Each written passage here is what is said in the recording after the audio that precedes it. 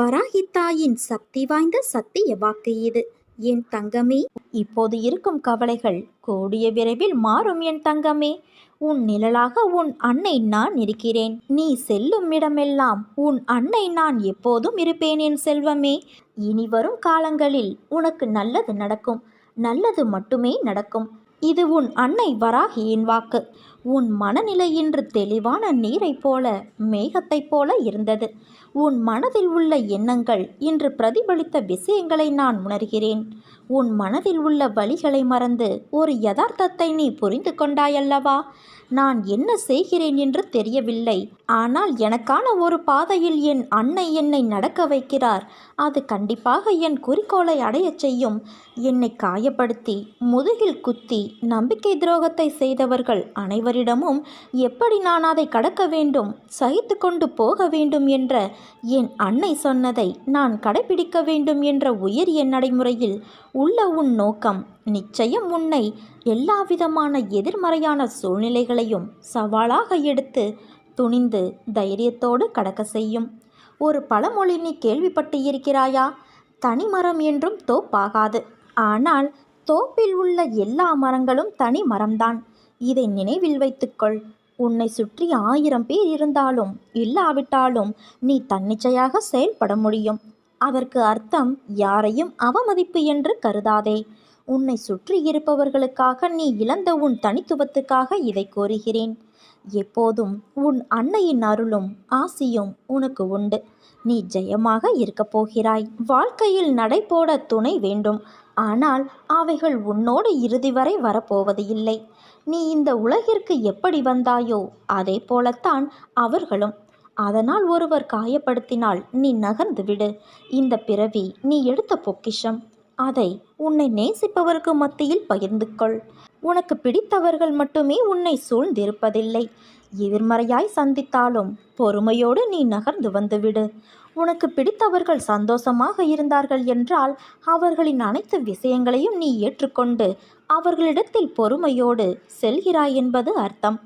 இவற்றை ஆராய்ந்து எப்படி வாழ வேண்டும் என்று சிந்தித்து நட. சில உறவுகள் சந்தோஷம் நிம்மதியையும் கொடுக்கும். சில உறவுகள் மனவலி, நம்பிக்கை துரோகம் என வாழ்க்கையில் பொக்கிஷமான பாடங்களை உனக்கு புகட்டும். எப்படி நேர்ந்திருக்கும் என புரிந்து கொள் என் தங்கமே. எதற்காகவும் மஞ்சாதே. உன்னோடும் உன் குடும்பத்தோடும் நான் என்ற உன் அன்னை இருக்கிறேன். அளவு கடந்த சந்தோஷத்திலும் மிகுந்த வேதனையிலும் நீ உன் நிலை மறவாமல் இருக்க வேண்டும். அதுதான் உன்னை உன் வாழ்வில் நிலை நிறுத்தும். உனக்கு தேவையான ஆறுதல் வார்த்தைகள் என்னிடமிருந்து உனக்கு வந்து கொண்டு இருக்கும்போது எனக்கு இவர்களோ அவர்களோ ஆறுதலாக இல்லை என்று ஏன் நீ நினைத்து கவலைப்படுகிறாய்? யார் உன்னை ஒதுக்கினாலும் நான் உன்னுடன் தான் இருக்கிறேன் என்பதை உனக்கு எத்தனை முறை நிரூபிப்பது? அப்படி இருந்தும் நீ எதையோ நினைத்து கவலைப்படுவது ஏன்? சில காலங்கள் மட்டும்தான் இப்படி இருக்கும். அதன் பிறகு அவர்கள் மாறி உன்னிடம் நல்ல விதமாக பேசுவார்கள். உன் கவனம் முழுவதும் உன் கடமையில் வை. அது போதும் உனக்கு. மற்றவைகளை நீ என்னிடம் பிரார்த்தித்தபடி நான் சரியாக்கி தருகிறேன். உன் மனதளவில் ஏற்படும் முன்னேற்றம் அப்படியே மேற்கொண்டு தொடரும். உன் வாழ்வில் என்ன நடந்தாலும் நீ உடைந்து போகாதே. உன்னை உடைப்பதற்கு ஒரு தருணம் உண்டு என்றால் உன்னை உருவாக்குவதற்கு பல தருணங்களை உன் அன்னை நான் ஏற்படுத்தி தருவேன். எப்போதும் நீ தைரியமாக இரு என் குழந்தையே. சிலருக்கு உன்னை பிடிக்கவில்லை, சிலர் உன் வார்த்தையை மதிக்கவில்லை. எங்கு சென்றாலும் அவமானம் ஏற்படுகிறது என்றால் முதலில் நீ தெரிந்து கொள், அதீத நல்லவனாய் இருக்கிறாய் என்று. உன் அன்பான மனதிற்கு ஒரு குறையும் வராது. உனக்காகவே நான் காத்து கொண்டு இருக்கிறேன். நீ விரைந்து வா என் தங்கமே. எனது தரிசனம் கிடைக்குமா கிடைக்காதா என்று ஏங்கிக் கொண்டு இருக்கும் பல பேர் மத்தியில் நான் உனது வருகைக்காக காத்து கொண்டு இருக்கிறேன். இனி உனது வாழ்க்கை நீ விரும்பியது போல மாறப்போகிறது. நீ ஜெயிக்கப் போகிறாய். அதை நான் ஆனந்தமாக கண்டு களிக்கப் போகிறேன். உனது வாழ்வில் ஒரு மிகச்சிறந்த முன்னேற்றம் அமையப் போகிறது. நீ இன்னும் கொஞ்ச காலம் அனைத்தையும் சகித்து கொண்டு இரு என்று உனக்கு நான் ஆலோசனை கூறினேன். ஆனால் நீயோ, அம்மா, எனக்கு இது எல்லாம் சாத்தியப்படாது. நிச்சயம் ஒரு மாற்றம் வந்தாக வேண்டும். நான் அனுபவித்து வரும் இந்த நிலை மாறியே ஆக வேண்டும். நான் ஜெயித்த பிறகுதான் உன்னை நெருங்குவேன். அதுவரை எனக்கு நீ கண்டிப்பாக உதவித்தான் ஆக வேண்டும் என்று கட்டளை போடுகிறாய். என் செல்ல குழந்தையே, அதுவும் சரிதான். நிச்சயமாக உன் அன்னை நான் தாங்குவேன். உன் வாழ்வில் மாற்றத்தை உண்டாக்குவேன். இந்த மாற்றம் இப்போதைய உனது தடுமாற்றம் போன்றோ ஏமாற்றம் போன்றோ இருக்காது. உனது வாழ்வில் மிகச்சிறந்த முன்னேற்றமாக இருக்கும். மற்றவர்களின் கண்கள் பார்த்து கொண்டு இருக்கும் போதே நீ உயர்த்தப்படுவாய். இழப்புகளை தாண்டி அதன் வழிகளை உதறிவிட்டு வெறுமையான மனதோடு என்னிடம் வா. நான் என்னிடத்தில் இருக்கும் லௌகீக சுகங்கள் அனைத்தையும் உனக்கு தருகிறேன். இதோடு ஆன்மீக சுகத்தையும் சேர்த்து வழங்குவேன். உன்னை தாங்கி பிடிப்பேன், தூக்கி உயர்த்துவேன் என்று ஒரு தரம் சொன்னேன்.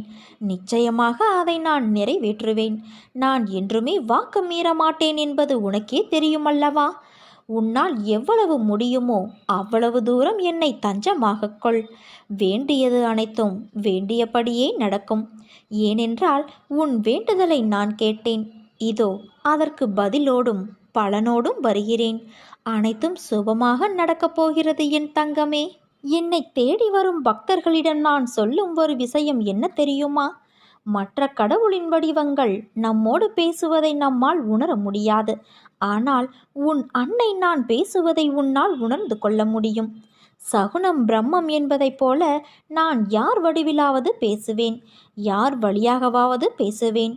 கூப்பிட்டால் இதோ காத்திருக்கிறேன் என பதில் தருவேன். சில சமயங்களில் என்னுடைய திருவாய்மொழி மறைப்பொருளாகவும் கனமான அர்த்தம் நிரம்பியதாகவும் இருக்கும். தன்னுடைய பிள்ளைகளுக்காக ஏங்கும் தாய் நான். என்னை உண்மையோடும் உணர்வோடும் வணங்கிப்பார். என்னிடமிருந்து நீ பதிலை பெறலாம். துன்பங்களே வாழ்க்கையாகிவிட்டது என்று சோர்ந்து விடாதே. கர்மாவை முறியடித்து நீ வெற்றி பெறும் நேரம் நெருங்கிவிட்டது. இது உன் அன்னையின் சத்திய வாக்கு. இதயமே வெடித்து சிதறிவிடும் அளவுக்கு நீ பாரத்தை சுமந்து கொண்டிருக்கிறாயல்லவா? ஆனால் ஒன்றை நீ மறந்துவிட்டாய். அந்த இதயத்திற்குள் தான் நான் உன் தாய் சிம்மாசனம் போட்டு அமர்ந்துள்ளேன் என்பதை. நீ சந்திக்கும் தோல்விகள் உன்னை நிலைகுலைய வைத்துள்ளது. உன் முகத்தில் ஒரு கலவரம். நாம் இந்த நிலையிலிருந்து மீண்டு வர முடியாதோ என்று. நம்மை இதே நிலையிலேயே நம் அன்னை வைத்து விடுவாரோ என்ற பயம் உன்னுள் வந்துவிட்டது. இது உன் முகம் பிரதிபலிக்கும் கலவரத்திலேயே எனக்கு புரிகிறது என் தங்கமே. நீ படும் துயரங்களை உன் அன்னையான நான் அறிய மாட்டேனா என்ன? அப்போது ஏன் தீர்வுகளை தரவில்லை என்றுதானே நீ கேட்கிறாய்? தீர்வுகளை உருவாக்கத்தான் நான் உன்னுள் வந்து அமர்ந்துள்ளேன். என்னை தூற்றுபவர்களுக்கே நன்மைகளை செய்யும் போது நானே கதி என்று சரணாகதியடைந்திருக்கும் என் பிள்ளையான உனக்கு நான் செய்ய மாட்டேனா என்ன? ஒரு வினாடியில் தலையெழுத்தை மாற்றும் சக்தி எனக்கு இருக்கிறது. அந்த வினாடிதான் இன்னும் தீர்மானிக்கப்படாமல் உள்ளது. ஏனென்றால் நான் கொடுக்கப் போகும் தீர்வு நிரந்தரமானது. சில விஷயங்கள் உனக்கு கூறியது போன்ற நிகழ்வுகள் இப்போது நடக்காமல் இருப்பதை நினைத்து உனக்கு உன் கோரிக்கைகளை நான் நிறைவேற்றவில்லை என தோன்றும். ஒன்றை நீ புரிந்து கொள். நடப்பதை மட்டுமே தான் உன் அன்னை நான் உனக்கு கூறுவேன். உன் அன்னை உனக்கு கூறியது நிச்சயம் நடக்கும். உன்னை காப்பாற்ற உனக்கு பக்கபலமாய் இருந்து உன்னுடைய பயணத்தில் நானும் பயணிப்பேன். அதை நீ என்றும் மறவாதே.